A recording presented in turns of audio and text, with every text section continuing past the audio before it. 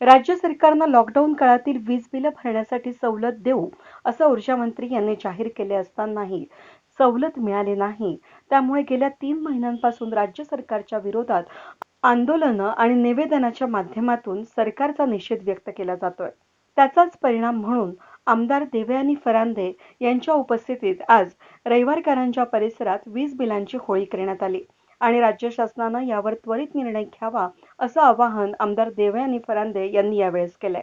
आज पोलीस प्रशासनाच्या माध्यमातून फक्त 4 किंवा 5 लोकांनी आंदोलन केलं अशाच पद्धतीची परवानगी देण्यात आलेली आहे. मागच्या वेळेस देखील आम्ही इंदिरानगरला महिलांवरती होणाऱ्या अन्याय अत्याचार विरोधामध्ये आम्ही आंदोलन केलेलं होतं आणि त्याच्यामध्ये घरी जाऊन पोलिसांनी चॅप्टर केसेस दाखल करण्याचं काम केलं. म्हणजे चॅप्टर केसेस म्हणजे काही गावगुंड वगैरे जे असतात त्यांना एक समज देण्याचं काम त्या माध्यमातून केलं जातं. अशा पद्धतीचे गुन्हे पोलीस प्रशासनाच्या माध्यमातून दाखल केले जात आहे आणि आपण बघितलं असेल की सरकार पोलीस प्रशासनाला पुढे करून विरोधी पक्षाचे आंदोलन चिरडण्याचं काम करत आहे. आम्ही दोन वेळा आम्ही विजेच्या बाबतीमध्ये बिलांमध्ये सवलत मिळावी याच्यासाठी आंदोलन केलं. मुख्यमंत्र्यांना निवेदन दिलं, ऊर्जा मंत्र्यांना निवेदन दिलं, राज्यपालांना निवेदन दिलं आणि गेले 3 महिने आम्ही सरकारला वेळ दिला होता की सरकारने सदर विषयाच्या बाबतीमध्ये निर्णय घ्यावा. परंतु हे अत्यंत निर्लज्ज निर्ढावलेलं सरकार आहे. काँग्रेसच्या मंत्र्यांनी मागणी केली, त्यांनी घोषणा देखील केली की आम्ही वीज सवलत देऊ, आम्ही हप्त्यामध्ये भरण्याची मुभा देऊ.